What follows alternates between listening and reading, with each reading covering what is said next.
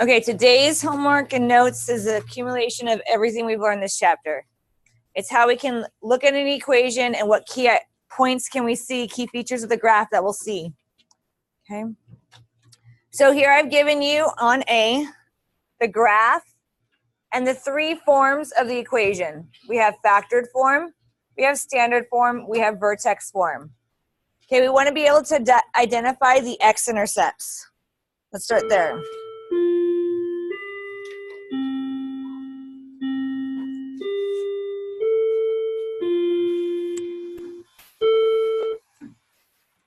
Okay, we can see the x-intercepts on the graph.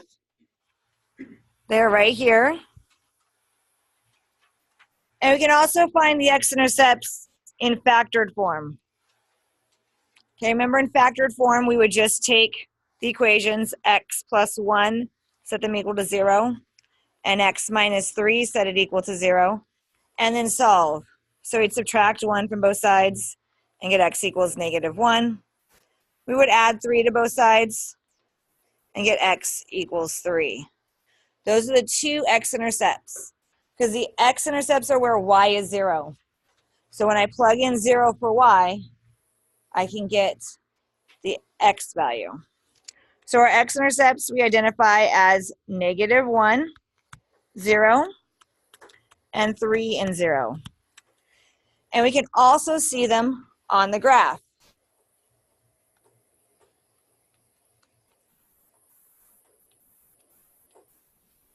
Any questions over that? The next thing we're going to identify is the y-intercepts. Okay, the y-intercepts is where it crosses the y-axis. So I can see that again on my graph. I can also see this in standard form, because if I plug in 0 for x, if I look at standard form, these two x values will cancel and I will just get left with the y-intercept, which is what I have.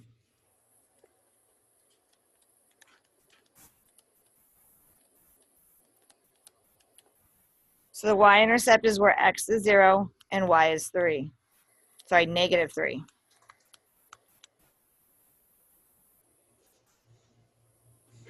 Okay, so the standard form is easy to identify the y-intercept. Factored form, it's easy to identify the x-intercept. Finally, it's going to ask us for the vertex. And the vertex is from vertex form. So my vertex is right here at 1 and -4. My vertex is also right here at -1 and 1, -4. Remember, you have to change the sign.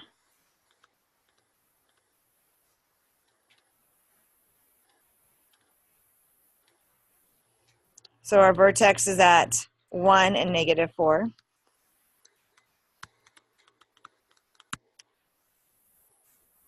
Any questions over that? Okay, you can also identify that this is a minimum value, because you can identify the a value. The a value you can see on the graph is that first step. When I go over 1, I go up 1. So the a value is 1.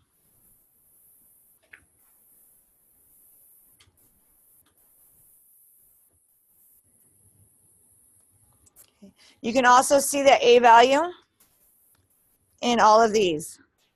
The a value will always be in front on every single one of my forms. This is all the a value. Since there's not a number there, it's 1.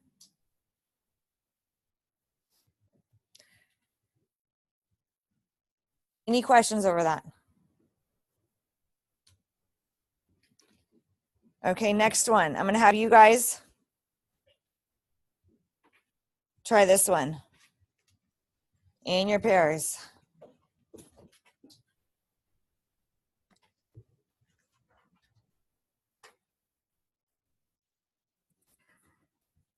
Okay, so here is all the answers to the B example. Most everyone got it right. Just again, check that what each form gives you. Then this is what you should have written down for those questions I asked you.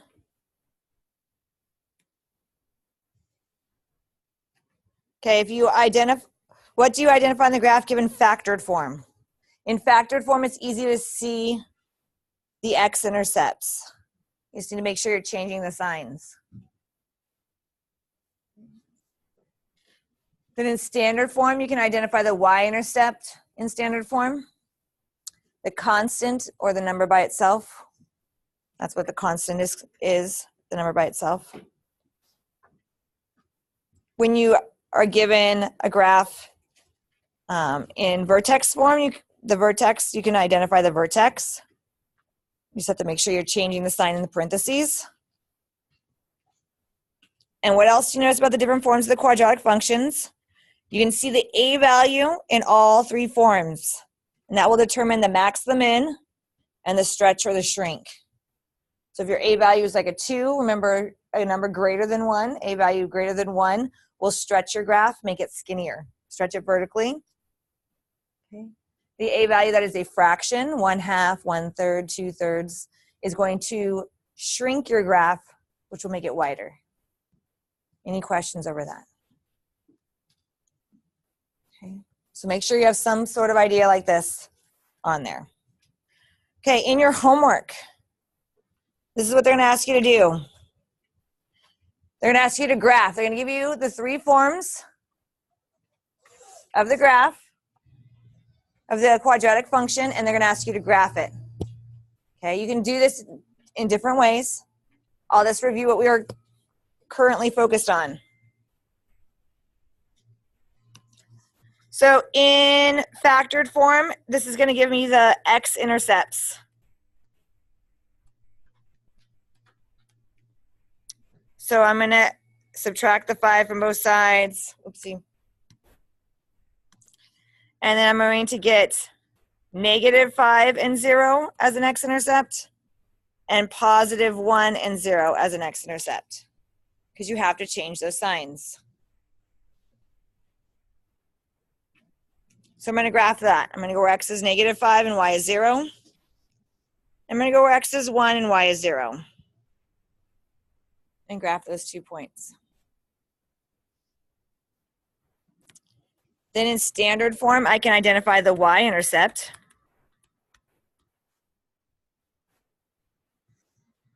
And that's just the constant.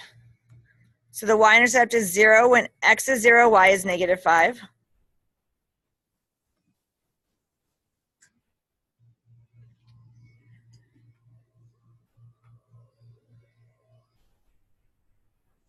And finally, in vertex form, I can identify the vertex,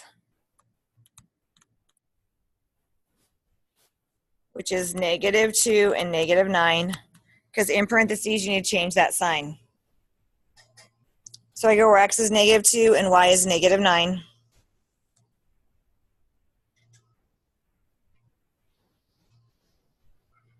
And graph the parabola.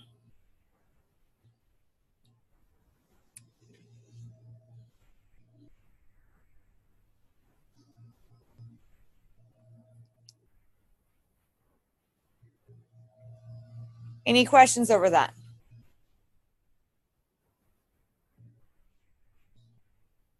Okay, does anyone know another way I could graph this since I have all three forms? Because there's more than one way to graph this. Not sure. Okay, since I'm given the graph or the equation in vertex form, I could just use the vertex form and identify the a value.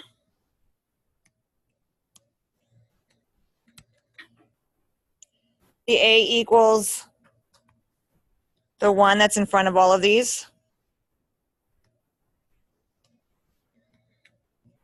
So then I can use my pattern rate of change. Can someone raise their hand and remind me of my pattern rate of change? Yep. Then 5a over 1. Right? Okay, so a over 1, 3a over 1, and 5a over 1.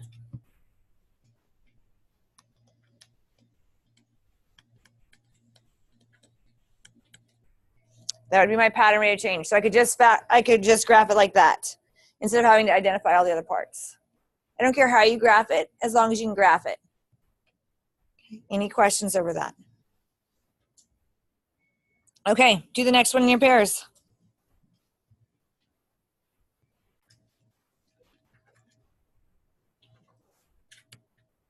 My x-intercepts, -2 and 0, and 4 and 0.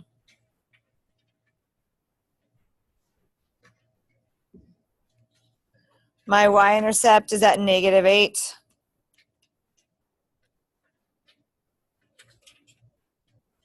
And then my vertex is at 1 and -9.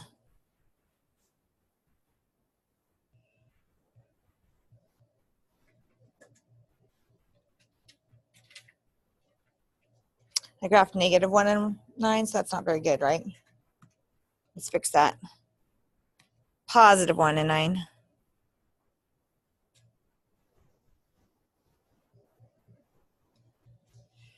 And that's my graph. Can you wait till we're done? Okay. Okay, we're now going to be given the graph and asked to write the equations. Okay, so again, factored form are x-intercepts. And I also need the a value.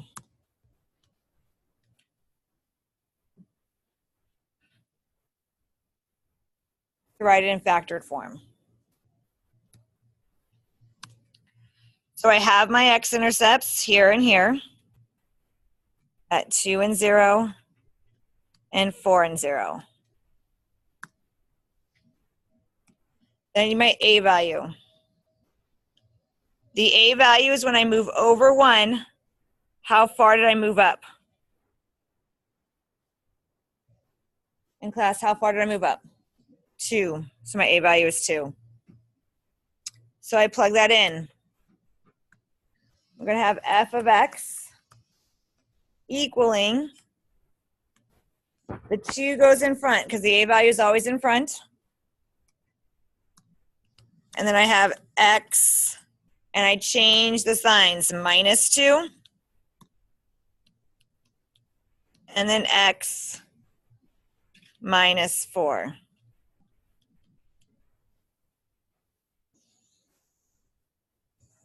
Any questions over that? Okay. Now to get standard form, I have to just multiply out. Okay. Multiply out the factored form. So I'm going to draw my box.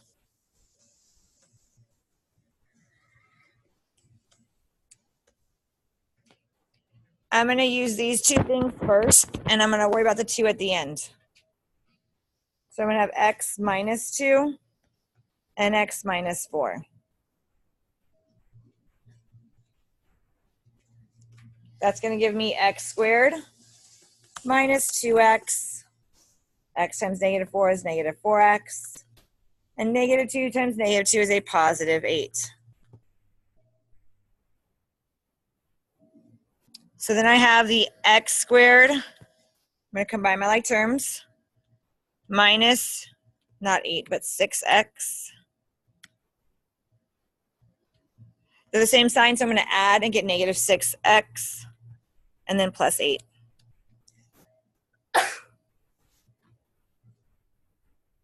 Now I have to bring that to the a value and distribute it through.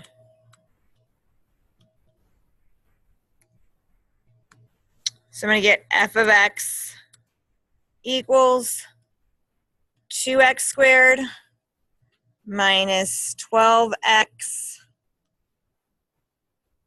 plus 16. Any questions over that?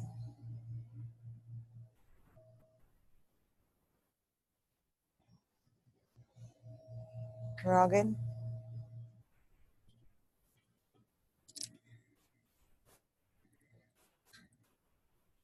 Okay, then vertex form. We just need A and the vertex. And let's remember that our formula for vertex form is A times X minus H, the whole thing squared, plus K. So we need the vertex and the A value. So we already have the A value as 2. And then we just need to identify the vertex.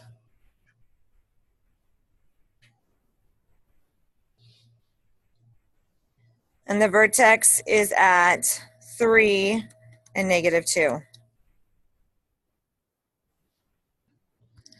So we're just going to plug it in. Remember the HK is the vertex, H and K. It helps us know which way to shift. If we're going to shift left, right, up, or down. When we're talking about transformations of our quadratic function. So we're going to have f of x equals my A value of 2 times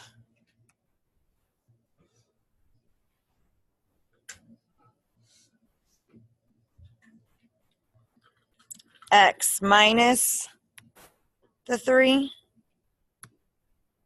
squared. Make sure you're changing that sign because it's a minus h. And then minus 2 for the k value.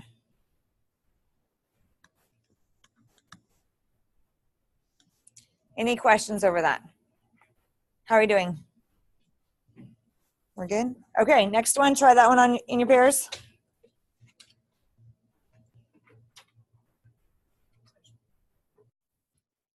Hey, Steven, what did you get for factored form? Factored form, I got f of x equals x plus 3 times x minus 1. Okay. If you switch the x plus 3 and the x minus 1, it's the same thing. You still get the same answer. You're good. Okay. Lizette, what'd you get for standard form?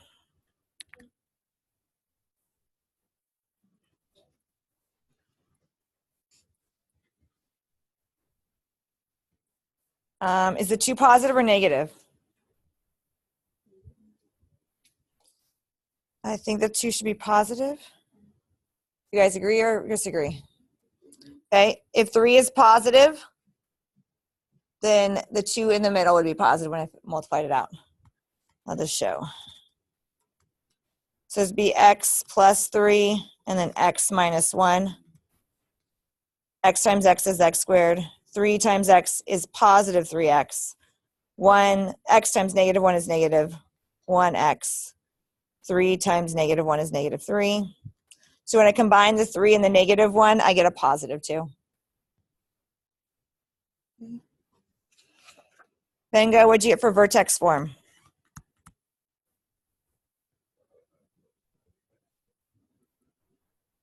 X plus 1 minus 4. Good.